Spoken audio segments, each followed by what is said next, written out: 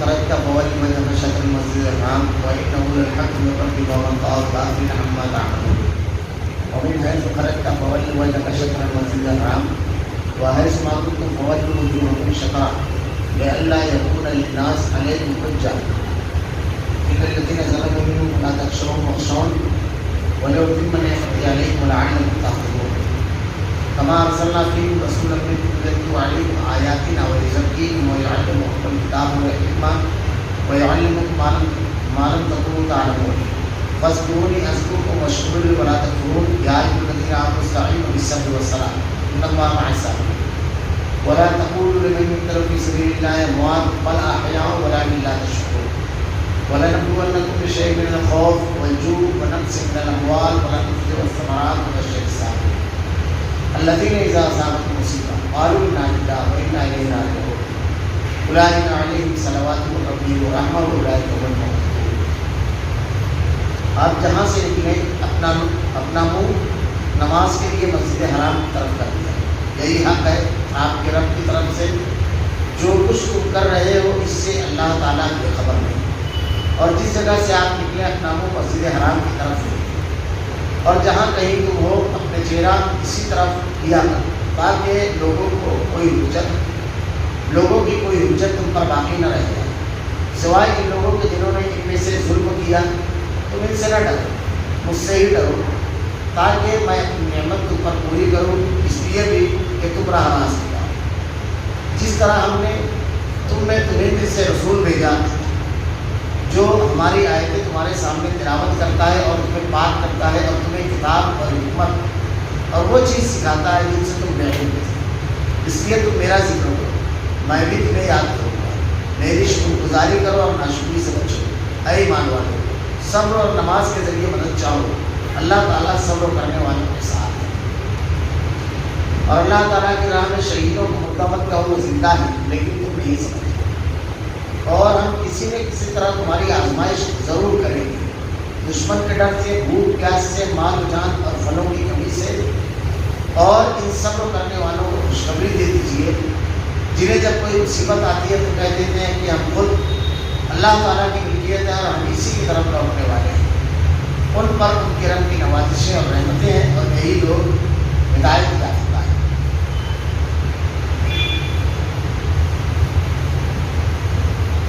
ومن حيث خرجت فول وجهك شطر المسجد الحرام وإنه للحق من ربك وما الله غافل عما تعملون.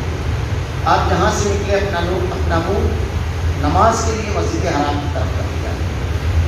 یہی حق ہے آپ کے رب کی طرف سے. جو کچھ تم کر رہے ہو اس سے اللہ تعالیٰ بے خبر نہیں.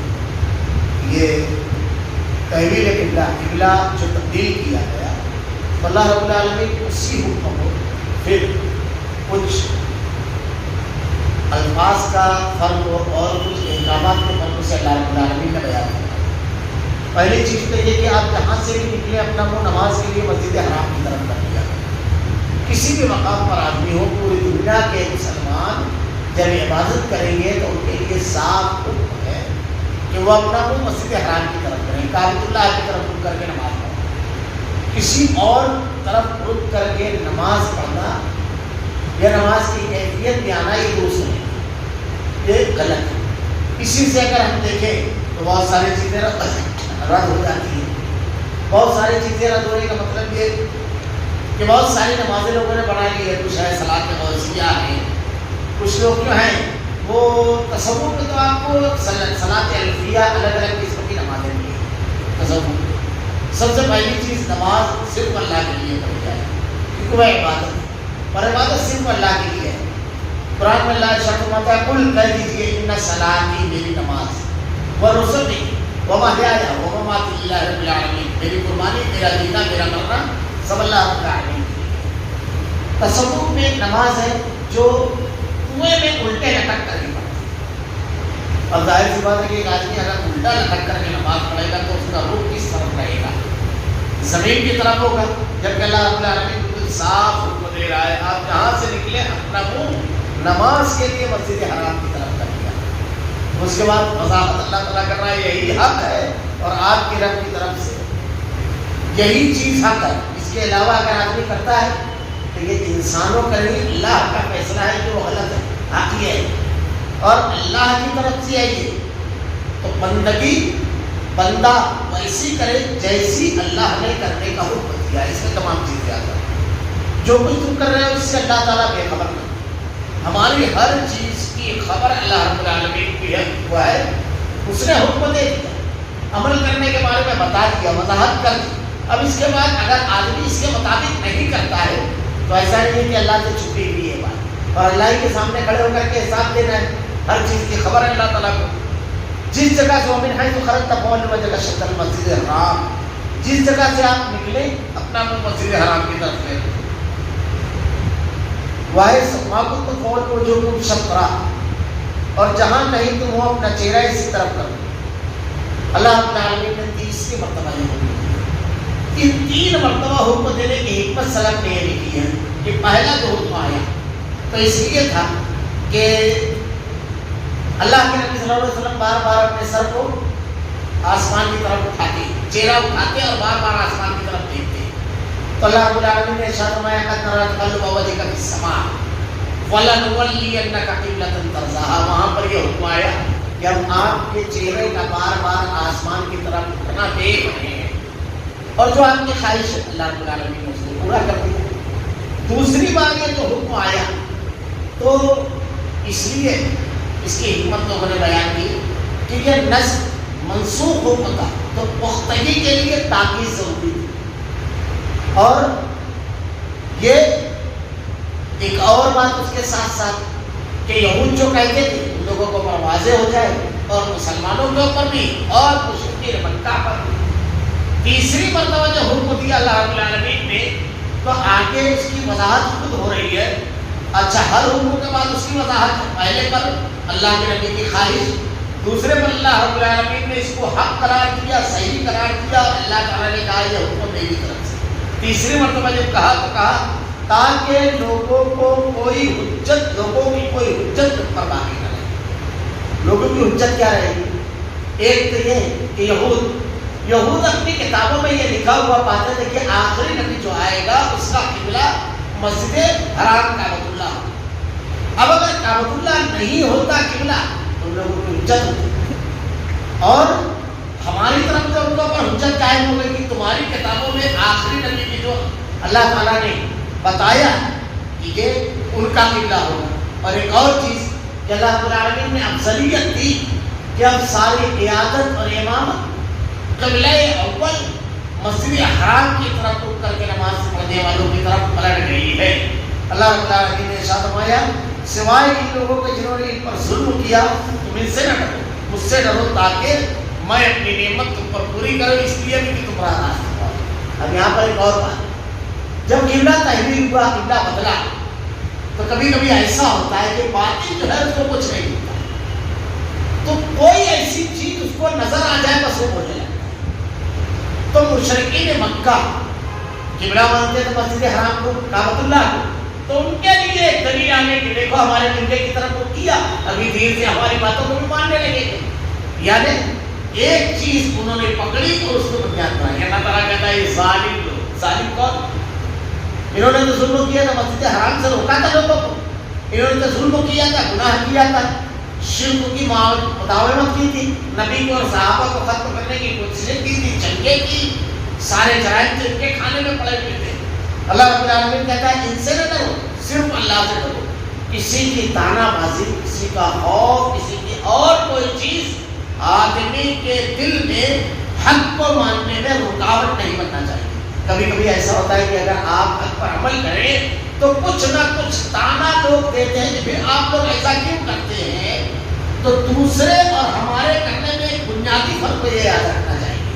بات چیزیں جسے مل جاتی ہے تو بنیادی فرق یہ یاد رکھنا چاہیے کہ کسی اور کا کرنا رسم و رواج، فرقہ بندی یا کسی شخصیت کی اتباع ہوتی ہے، اور اہل حق کا کسی عمل کا کرنا اللہ کا اور اس کے رسول کا حکم ماننا، اطاعت اور فرما برداری اور بندگی ہوتی ہے. دونوں کے ماننے میں بہت زیادہ فرق ہے.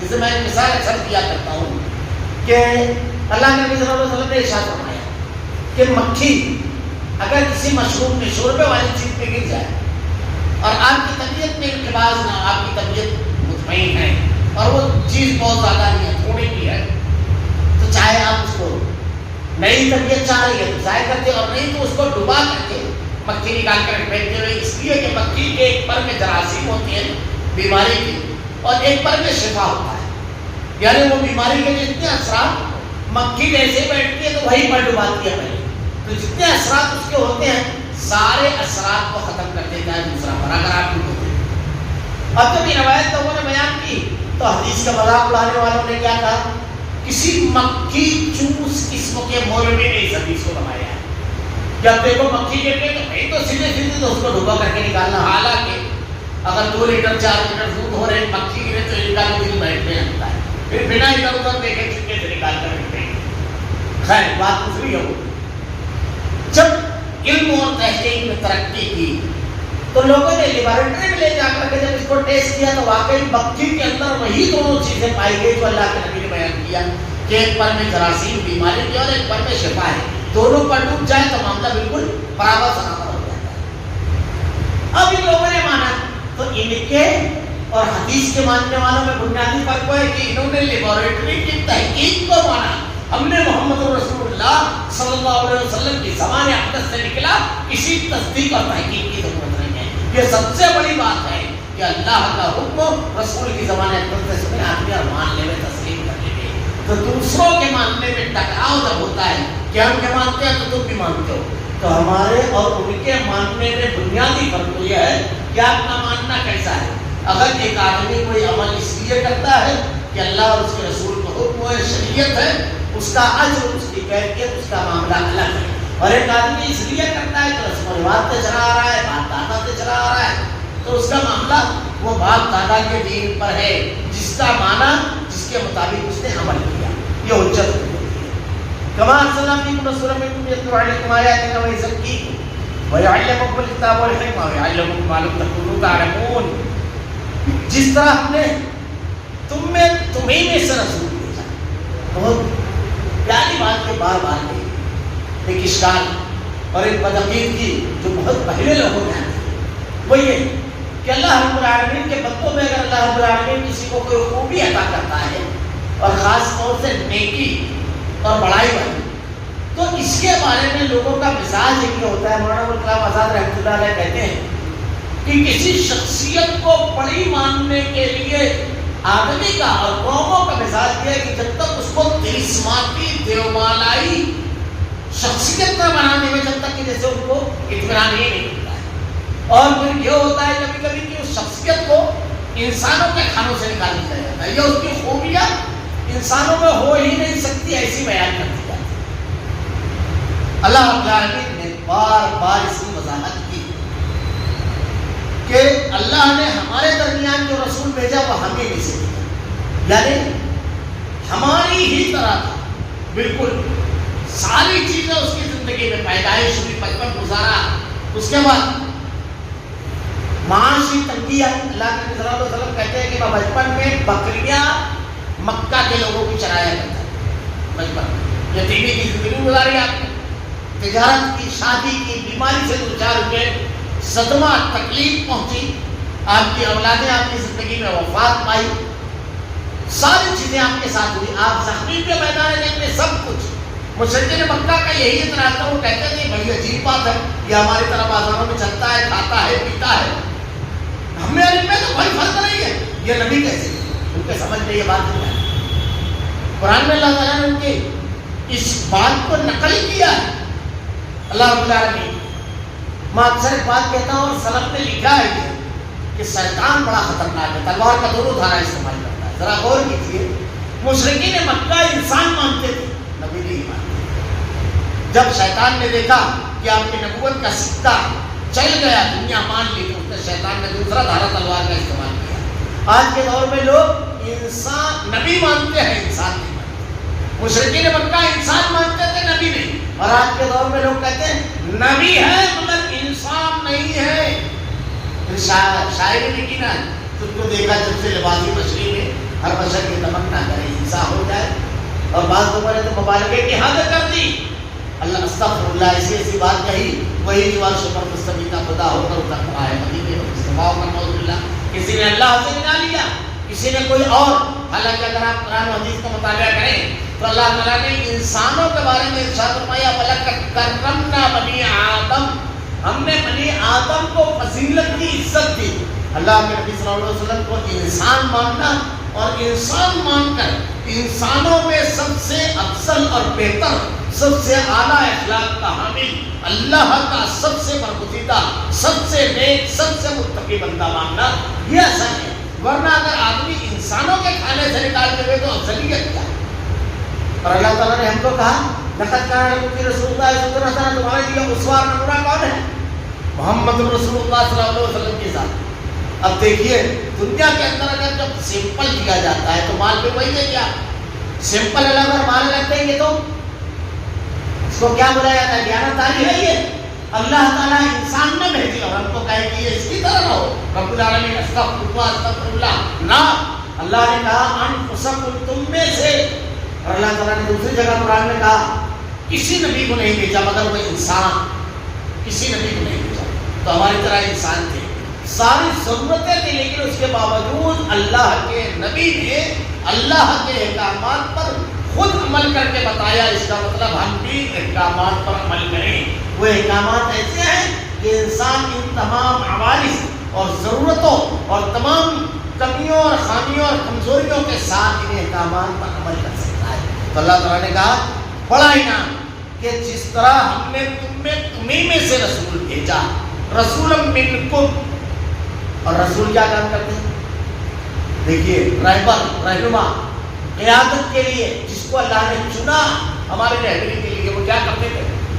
اللہ تعالیٰ ارشاد فرما رہا ہے ہماری آیتیں تمہارے سامنے تلاوت کرتا ہے. اللہ کا پیغام بھیجتے تھے، اللہ کا پیغام پہنچاتے تھے. رسول کا کام یہ ہے رسول کو اسوہ اور نمونہ بنانے والے، رسول کی تعلیمات پر عمل کرنے والے بھی اللہ کا پیغام بندوں تک پہنچاتے ہیں. اپنا نہیں لوگوں کا نہیں. دوسری چیز اس کا فائدہ تمہیں پاک کرتا ہے. کلام الہی کی آیتیں جب تلاوت کی جاتی ہے تو یہ دل میں اثر ڈالتی ہے.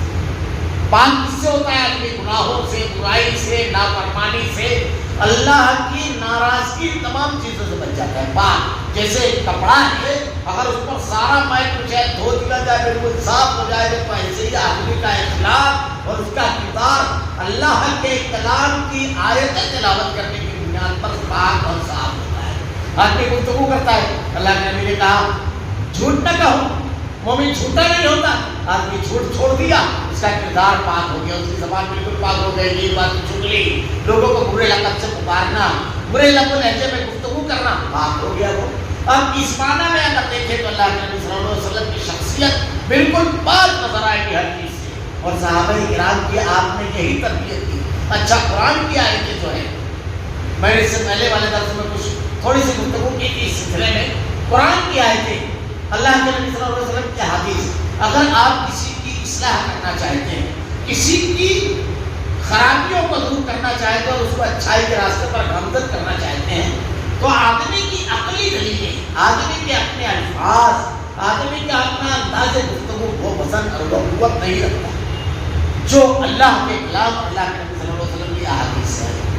بہتر یہ ہے کہ کلام الہی کی تلاوت کی جائے، حدیث رسول کو پیش کیا جائے. آپ کی بات، ہماری بات، کسی کی بات اتنا وزن نہیں رکھتی، اس کو رد بھی کر سکتا ہے آدمی.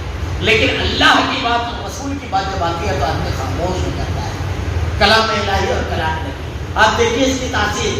حضرت عمر رضی اللہ تعالیٰ عنہ کے سامنے وہ اوراق جب لائے گئے، تلاوت کی گئی، کیا جو قتل کرنے کے لیے تلوار لے کر کے گھر سے نکلے تھے، سب سے بڑے اسلام کے اولی، سب کے اول محافظ بنے. اور پہلی اعلانیہ عبادت صحابہ کرام نے کی، اس میں کی کلام الہی کی جو آیتیں ہیں یہ کان سے نہیں دل سے خطاب کرتی ہیں. دنیا بدل جاتی ہے اس سے، اس کے اثرات ویسے ہی ہیں. اللہ کے نبی صلی اللہ علیہ وسلم کی حدیث ایسا ہوتا ہے کہ ایک آدمی برائی پر ڈٹا رہتا ہے، گناہ کرتا رہتا ہے، ایک چیز اس کے سامنے پیش کی جائے، بلال کی ایک آیت پیش کی جائے، بس اس کی دنیا، اس کی زندگی بدل جاتی ہے. کوشش یہ کرنا چاہیے. اب یہ جب کیا جاتا ہے اصلاح کا ایک طریقہ ہوتا ہے تو اس کا دوسرا فائدہ بھی ہے جو آگے آنے والا ہے. یعنی قرآن و حدیث معاشرے میں عام ہوگا. جب آپ قرآن کی آیتوں کا ترجمہ پیش کرنے لگیں گے، حدیث پیش کرنے لگیں گے، تو لوگوں کے اقوال، لوگوں کے قصے، لوگوں کی کہانیاں نہیں، اللہ کا کلام اور اللہ کے نبی کی حدیث آپ ہوگی۔ بچوں کو بھی حدیثیں یاد رہیں گی۔ جس گھر میں قرآن و حدیث کی دلیل دی جاتی ہے، جس سماج، جس معاشرے میں، جس گروہ میں اس کا مزاج ہوتا ہے، وہاں قرآن و حدیث آدمی ایسے بالکل چلتے چلتے پیش کرتا ہے۔ مجھ کو ایک سفر میں ایک بڑا عجیب و غریب تجربہ ہوا، بڑا عجیب و غریب۔ ہم لوگ سفر میں چل رہے تھے، دیکھیے حدیث اور قرآن پڑھنا، پڑھانا، سننا، سنانا کتنی بڑی چیز ہے۔ ایک بہت بڑے عالم جو ملک گیر سطح پر سے ہوتا ہے، شہرت رکھتے ہیں، یعنی ملک بھر میں ان کو پہچانا جاتا ہے۔ سفر میں ہم لوگ ساتھ تھے۔ اب ہم لوگ ایک مقام پر تقریباً 2-2:30 بجے کے آس پاس پہنچے، تو میں نے کہا کہ سفر میں ہے تو نماز تو قصر ہم کو پڑھنا ہی ہے، کیونکہ سفر لمبا تھا۔ جمع بین الصلاتین کر لیتے، تو کہا ٹھیک ہے جمع بین الصلاتین کر لیتے، تو کہا نہیں آپ کر لیجیے، ہم لوگ وقت مقرر ٹھیک ہے۔ سہولت ایک اللہ نے دی ہے، میں نے ظہر یعنی ظہر اور عصر کی نماز کو میں نے ملا کر کے پڑھا۔ جمع بین الصلاتین کا طریقہ یہی ہے کہ ظہر کی نماز کو ٹال دیا جائے اور عصر کو پہلے لے لیا جائے، یہ اس کا طریقہ۔ اب وہ چلتے چلتے کرتے ہیں، عصر کی نماز پڑھنے کے لیے ایک جگہ رک کر لوگوں نے نماز پڑھی تو ان کو کہتے ہیں جیسے اگر آدمی ظہر نہیں عصر میں نہیں کر سکا تو عصر اور مغرب کو ملا لے۔ وہ حیرت زدہ ہے کہ ان کے ایک سوال، وہ کہتے ہیں کہ عصر اور مغرب کو ملا لے۔ اتنی حیرت کی بات ہے، جمع بین الصلاتین دو نمازوں کو جمع کرنے کا کہتے ہیں، اور دو نمازیں کون سی کون جمع ہوگی؟ ظہر اور عصر، مغرب اور عشاء، مغرب اور عصر میں جمع ہوگی۔ ظہرین اور مغربین اس کو کہتے ہیں۔ بہت بڑے عالم، پورے ملک میں ان کا نام اور شہرت ہے۔ یہ ہو گیا، اس کے بعد میں نے حدیثیں بیان کر دی، سب ہو گیا۔ میں بہت افسوس کے ساتھ یہ بات بتا رہا ہوں کہ دوسرے سفر میں ساتھ میں تھے ہم لوگ، تو سفر میں عصر کی نماز کے لیے جب ہم لوگ گئے اور نماز پڑھی تو مجھ سے کہنے لگے کہ حافظ صاحب کیا آپ نے مغرب بھی پڑھ لی؟ میں نے کہا نہیں مغرب پڑھوں گا میں۔ تو کہنے لگے جیسے آپ جمع بین الصلاتین کے قائل ہو، پہلے جملہ درست کر رہی ہے۔ میں قائل ہوں، اللہ کے نبی صلی اللہ علیہ وسلم کی حدیث ہے، اور کون اس کا قائل ہے؟ اللہ کے نبی کا حکم ہے، یہ میرا نہیں ہے۔ اور میں نے آپ سے اس سے پہلے بھی کہا تھا جمع بین الصلاتین ظہرین اور مغربین کی ہوتی ہے۔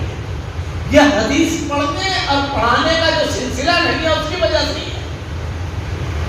جب عام بات میں، عام بول چال میں حدیث پیش کرنے کا مزاج رہتا ہے تو اس کو آپ معمولی چیز مت سمجھیے، اس کو آپ چھوٹی موٹی چیز مت سمجھیے، فوراً آدمی دلیل دیتا ہے۔ کبھی کبھی بڑے علماء حیرت زدہ رہ جاتے ہیں کہ یہ کیا بات ہے، یہ کیسی کیا بات ہے، یہ کیسا مزاج ہے۔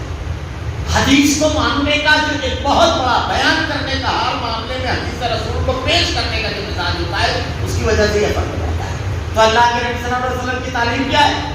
بار بار آپ پڑھیں گے، تلاوت کرتے تھے، اللہ کے ذکر کو بیان کرتے تھے، یہ تو اس سے بڑا زبردست فائدہ ہوتا ہے۔ اس لیے حدیث کو بیان کرنا، اللہ کے نبی صلی اللہ علیہ وسلم نے ارشاد فرمایا اللہ اس کو تر و تازہ رکھے، جو میری بات کو دوسروں تک پہنچائے، اس کو بیان کرے لوگوں کے درمیان، بچوں کے درمیان کی گفتگو اگر کوئی بات ہو تو کہہ دینا چاہیے کہ اللہ کے نبی صلی اللہ علیہ وسلم کی حدیث ہے، اللہ کے رسول صلی اللہ علیہ وسلم نے یہ حکم دیا، اللہ کے نبی صلی اللہ علیہ وسلم نے یہ بیان فرمایا۔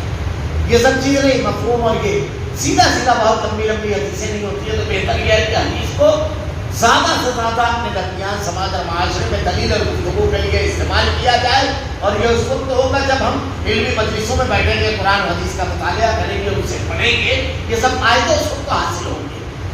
تو اللہ تعالیٰ نے کہا تمہارے سامنے آیتیں تلاوت کرتے ہیں، تمہیں پاک کرتا ہے، اور اس کے بعد تمہیں کتاب اور حکمت اور وہ چیزیں سکھاتا ہے جن سے تم بھی علم ہو، کتاب قرآن اور حکمت حدیث۔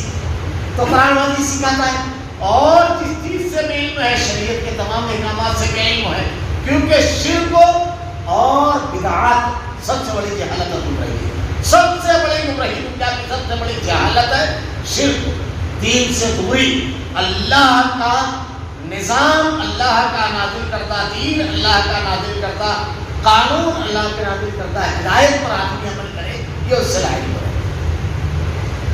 فَاذْكُرُونِي أَذْكُرْكُمْ وَاشْكُرُوا لِي وَلَا تَكْفُرُونِ، اس لیے تم میرا ذکر کرو، میں بھی تمہیں یاد کروں گا، تم میری شکر گزار کرو اور ناشکری سے بچو۔ اللہ کا ذکر کرنا جو میں نے ابھی بیان کیا، ہر جگہ اللہ کے نبی صلی اللہ علیہ وسلم نے ارشاد فرمایا ہے اللہ کا ذکر کیا ہے، انا نحن نزلنا الذکر وانا لہ لحافظون، ہم نے اس ذکر کو نازل کیا اور ہم اس کی عبادت کرنے والے ہیں۔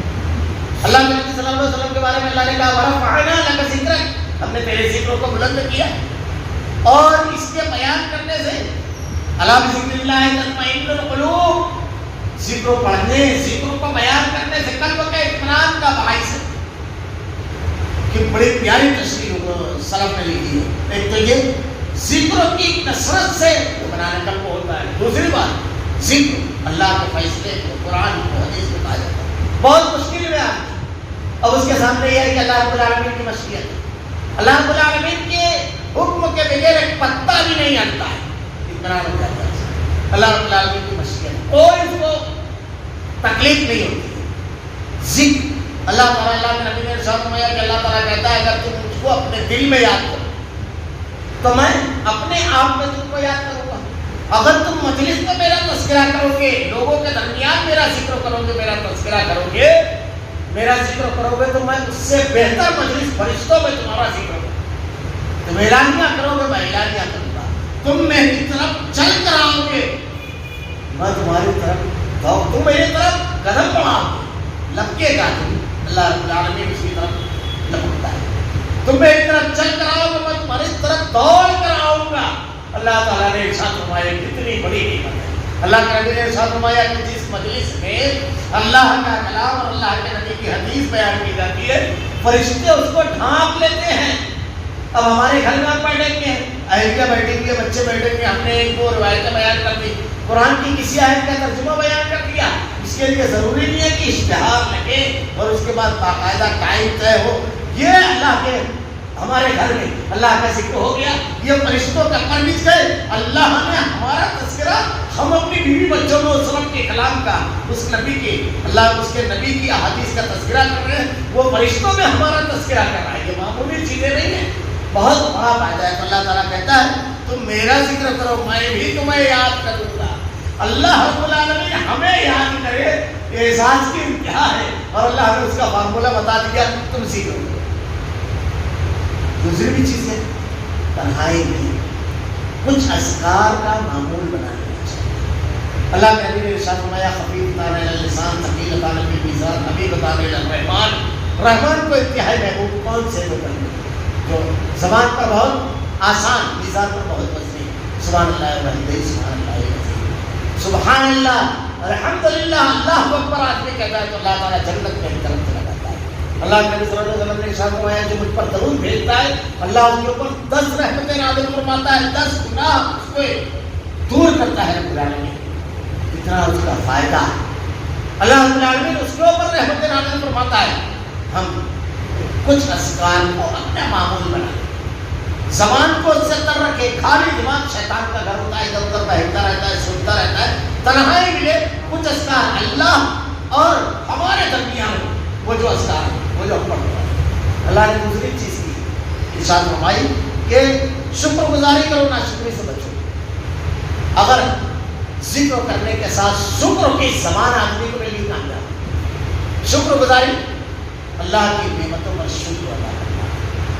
اللہ رب العالمین نے جو نعمتیں دی ہیں، اب کتنی نعمتیں ہماری، سب سے بڑی نعمت تو اللہ تعالیٰ نے توحید کی نعمت دی کہ ہم کسی مخلوق کے سامنے اپنے سر کو نہیں جھکاتے، کسی مخلوق کو خاطر میں نہیں لاتے، کسی کا خوف ہمارے دل میں نہیں آتا ہے، کسی سے نہیں لاتے۔ یہ توحید کی نعمت ہے۔ مخلوق کو مخلوق سمجھتے ہیں اور اس کے مقام پر رکھتے ہیں، اس سے فائدہ اٹھاتے ہیں۔ بدعت سے اللہ نے محفوظ رکھا۔ دین کے نام پر نہ جانے لوگ کیا کیا کرتے ہیں، ہم سے بچے۔ ہم کو اس سے بھی اللہ تعالیٰ نے روک دیا، رب العالمین نے انعام کیا کہ کبھی اللہ کے نبی کی حدیث، اللہ رب العالمین کا کلام آ گیا تو ہم نہیں کہتے کہ بات دادا سے چلا آ رہا ہے، ہمارے صاحب مولوی صاحب نے تو یہ کہا ہے نا، قربان کر دیتے ہیں، اے اللہ تیرا بے پناہ کر کہ وہ جذبات کیا ہر کسی کو قربان کر دیتے ہیں، لیکن کلام الہی اور کلام نبی کو قربان نہیں۔ یہ ایک چیز۔ پھر اللہ تعالیٰ نے صحت مند جس کو دیا، معذور نہیں بنایا۔ اتنے لوگ ہمارے درمیان معذور ہوتے ہیں، نابینا ہوتے ہیں، آنکھوں کی بینائی کمزور ہوتی ہے، سماعت کمزور ہوتی ہے، یہ چیز ہے. پھر اللہ رب العالمین نے اچھی روزی دی. ہر قدم پر دیکھیں آپ اور کریں تو شکر کی زبان. ہم کو تنخواہ ملی، پورا ہفتہ گزر گیا، کام کر لیا، مزدوری بھی کر رہے ہیں تو پوری ہاتھ کی تنخواہ ملی. الحمدللہ رب العالمین گزار دیا تمہیں پورا ہفتہ تنخواہ دے. ورنہ ابھی تو لاک ڈاؤن گزرا ہی ہے. ہمارے حضرت ایک دفعہ اعلان کر دیتے ہیں کل سے لاک ڈاؤن تو ختم، سب کاروبار وغیرہ سب بند، ملازمت ختم، بغیر ہٹائے بغیر کسی چیز کے ملازمت ختم ہو گئی، مارکیٹیں اور کاروبار ختم ہو گیا. کہیں سے پیسہ آیا الحمدللہ، بچہ کامیاب ہوا الحمدللہ، اولاد ہوئی الحمدللہ، کہیں سے سفر کر کے لوٹے بھاری تیرا شکر تیرا کرم، بغیر واقعیت لے کر کے گیا رب العالمین، بغیر واقعیت آیا. کوئی کاروبار میں ہم نے قدم بڑھایا، اللہ نے نفع دیا الحمدللہ. شکر کی زبان، جتنا شکر کرے گا، کیا کہا اللہ تعالیٰ نے، لئن شکرتم لازیدنکم، اللہ اور زیادہ دے گا. یہ معمولی چیز نہیں ہے شکر. ہم کہیں گفتگو کرنے کے لیے بیٹھے، اللہ نے ایسی بات ہمارے دماغ میں ڈال دی کہ ہمارا مشورہ مجلس میں سب سے بہتر ہو گیا. الحمدللہ اللہ تم نے میرے ذہن میں یہ بات ڈال کے رکھ دی. شکر کی زبان اگر آ گئی. حضرت لقمان علیہ السلام کی حکمت کے بارے میں ہم نے کتنا سنا ہے، ذہانت کے بارے میں. قرآن میں اللہ تعالیٰ نے ان کے بارے میں بیان کیا اس لیے کہ وہ شکر و گزار بندے تھے. حضرت لقمان، شکر اتنی بڑی نعمت ہے، اور اس نعمت کا معاملہ یہ ہے کہ جب یہ آدمی کے اندر آ جاتی ہے تو نعمتوں کی لائن لگ جاتی ہے. کیونکہ اللہ نے کیا سچا وعدہ کیا، لئن شکرتم لازیدنکم، اور دوں گا تم کو اگر شکر کرو گے تو. جتنا شکر کرے اتنا. اب دیکھیے ہمارے یہاں بہت ہوتا ہے رونے کا مزاج، شکر کا مزاج بالکل ختم نہیں کرنا چاہیے. رونے کا مزاج کیسی بھی حالت ہو لیکن اللہ کا شکر ادا کریں. رونے کا مزاج نہیں رہنا چاہیے. کبھی کبھی تو بہت ہوتا ہے، آدمی ہوتا ہے، بہت کچھ رہتا ہے. ارے ہاں، ہر آدمی اگر غور کرے تو ہر کسی کے پاس ہر کچھ رہتا ہے. عقیدہ اگر ہوتا ہے. میں ایک واقعہ اس سے پہلے بھی بیان کیا مرتبہ اور اس کو تازہ کر دیتا ہوں کہ ایک مجلس بیٹھے ہوئے تھے، 5 لوگ بیٹھے ہوئے تھے. سب نے کہا کہ چلو آج اللہ کا شکر ادا کریں گے. کتنی پیاری مجلس رہی ہوگی، سب اہل ایمان اہل توحید بیٹھے. کہا اللہ کی نعمتیں جو ہے اس کو بیان کر کے اس کا شکر کریں گے. یہ سب مجلس میں ہونا چاہیے.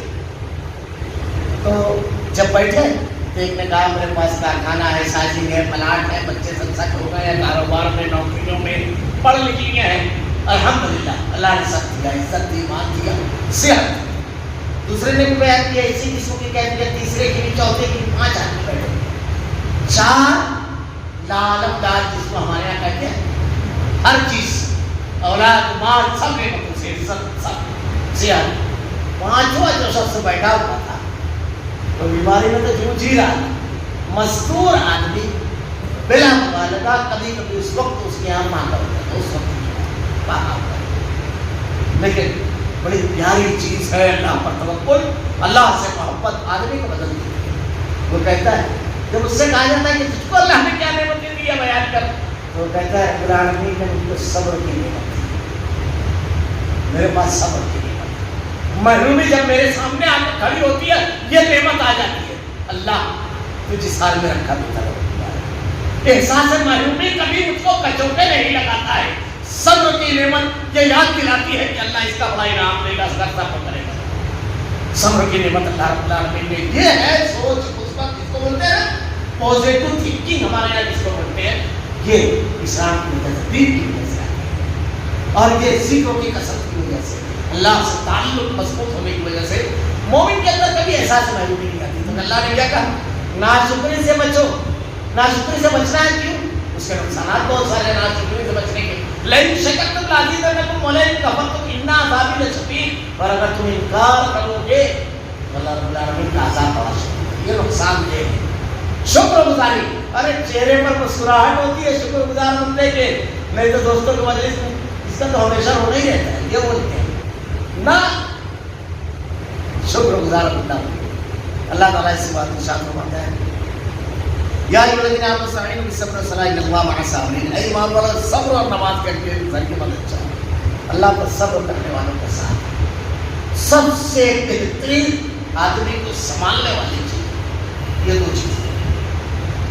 نماز جو ہے پورے خشوع اور خضوع کے ساتھ اور جاگتے سے ہم کے ساتھ اگر آپ پڑھیں تو اس کی لذت تو آتشہ ہو جاتی ہے، بہت بڑھ جاتی ہے اس کی لذت. جب آدمی اللہ کی طرف میں کھڑا ہوتا ہے، شعور بندگی بیدار ہوتا ہے، اس کی تعریف و توصیف کرتا ہے رب العالمین کی، جھکتا ہے، اٹھتا ہے، جو دعائیں مانگتا ہے. ذرا تو تصور کیجیے کتنی پیاری چیز ہوتی ہے نماز. یہ اللہ کے نبی صلی اللہ علیہ وسلم تیز بارش ہوتی تھی، آپ کی مانتے تھے، سورج گرہن، چاند گرہن، اللہ کے نبی نے کہا نماز. بارش نہیں ہو رہی ہے، نماز استسقا. اس کے بعد خوشی آئی ہم کو، عید بقرعید، نماز. ہر حالت میں ہے نماز. اللہ تعالیٰ نے ارشاد فرمایا ضرورت مند ہو رات میں 2 رکعت نماز اللہ سے دعا. مرا آدمی جنازے کی نماز. ہر جگہ اللہ تعالیٰ میدان جنگ میں اگر آدمی جنگ کر رہا ہے، صلاۃ الخوف باقاعدہ اس کے اقامات جو اپنے مقام پر آئے تو اس کی تفصیل انشاءاللہ وہاں بیان کروں گا. نماز سے مدد یہ ہر چیز میں اللہ رب العالمین نے ارشاد فرمایا. بس ایک روایت بیان کر دوں کہ تم مجھ کو میری بندگی کے لیے اپنے آپ کو فارغ کرو، میں لوگوں سے تم کو فارغ کر دوں گا. اتنی بڑی ہر جگہ ضرورت رہتی ہے، آپ کو کہاں ضرورت نہیں رہتی ہے. وہ ضرورتیں اللہ پوری کر دے گا، یہ اس کا مطلب ہے. وہ فارغ کر دے گا. تم بندگی میں کمی نہ کرنا. وہ بندگی بندوں کو نوازنے میں کمی نہیں کرتا ہے. وہ تو دینے والا ہے، وہ تو عطا کرنے والا ہے. اس کی عبادت میں وہ نماز. صبر کیا ہے؟ ایک تو صبر یہ ہے کہ گناہ سے اپنے آپ کو روکو. جیسے بہت بڑی بات، آدمی کے پاس پیسہ ہے، وسائل ہے، سب کچھ ہے، اپنے نفس کو قابو کر لیا. ایک صبر ہے. ایک صبر نفس کے اوپر جبر کر کے، نفس سے لڑ کر کے نیکی کرنا، یہ اس سے اعلیٰ قسم.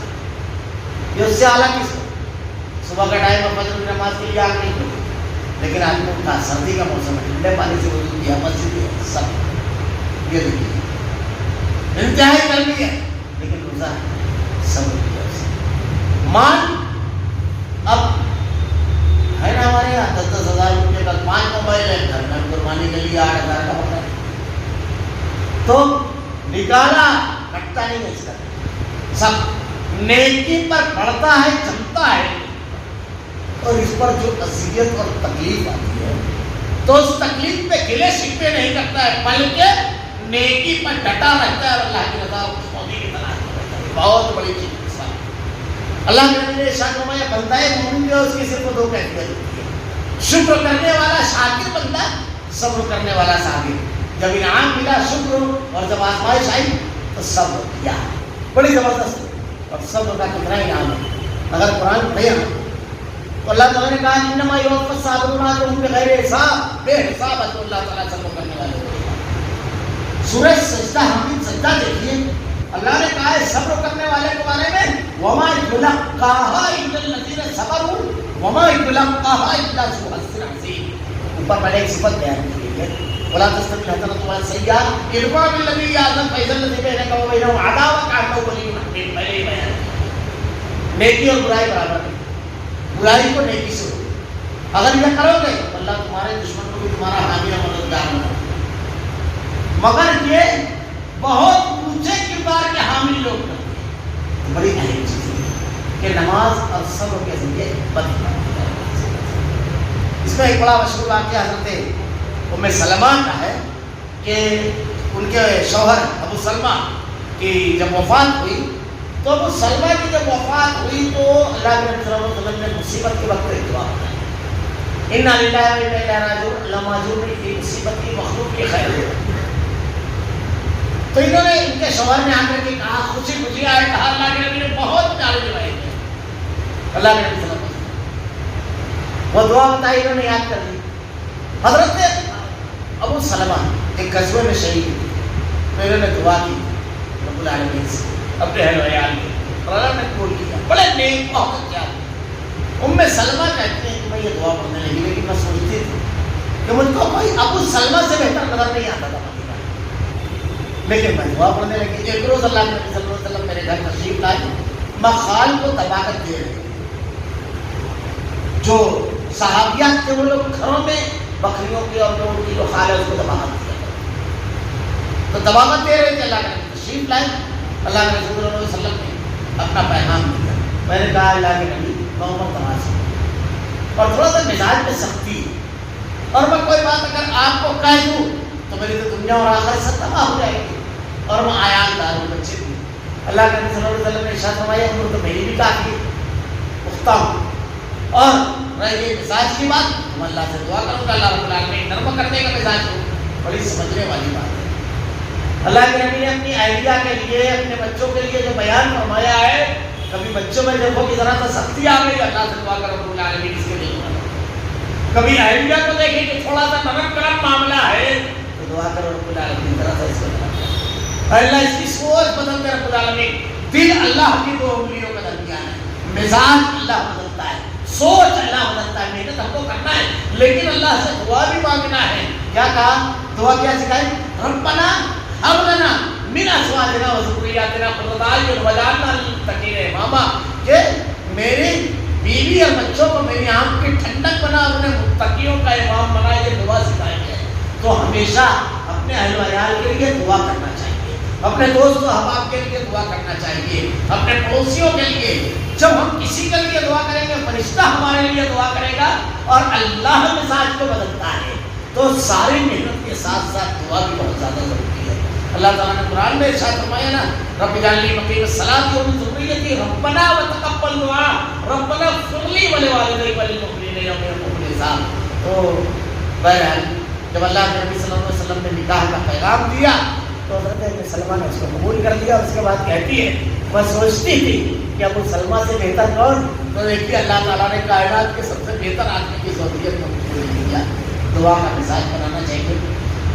اگلی آیت میں جو ہے تو پورا کا پورا ایک مضمون ہوا ہے، انشاءاللہ وہ چیز آئندہ تک سمجھ لو، اور وہ بڑا اہم مسئلہ ہمارے یہاں جو چلتا ہے اولیاء کرام، انبیاء کرام کی زندگی اور موت والا، وہ بھائی انشاءاللہ وہ چیز مفصل آئے گی، اور جو حالات ہمارے اوپر پوچھ نہیں چاہتا ہے، کبھی آزمائش کبھی انعام، اس کی مفصل بحث آنے والی ہے۔ انشاءاللہ وہ چیز آئندہ تک سمجھ کو بیان کریں گے۔ اللہ رب العالمین سے دعا ہے کہ رب العالمین قرآن و حدیث کو بیان کرنے، سننے، ماننے، اس پر عمل کرنے، اسے پڑھنے کا ضرور ہے۔ اللہ اپنے گھروں میں، اپنے دوست و احباب، اپنی مجلسوں میں رب العالمین ہم اس کو بیان کرے اللہ، تاکہ تو ہم سے زیادہ بہتر مجلس میں اس کا تذکرہ کر رب العالمین۔ رب العالمین یہ نعمت ہمیں دے تاکہ ہمیں وہ نعمت ملے کہ تو ہمارا تذکرہ کر۔ اللہ الہ العالمین تیرے کلام کی آیت اور تیرے نبی کی حدیث پر عمل کرنے کی توفیق دے۔ اللہ شکر والی زبان میں رب العالمین تو ہی ہدایت دینے والا ہے۔ الہ العالمین ہمیں ہدایت دے، اور اس کے بعد اس پر جمع دے۔ ربنا لا تزغ قلوبنا بعد إذ هديتنا وهب لنا من لدنك رحمة إنك أنت الوهاب۔ سبحانك اللهم وبحمدك أشهد أن لا إله إلا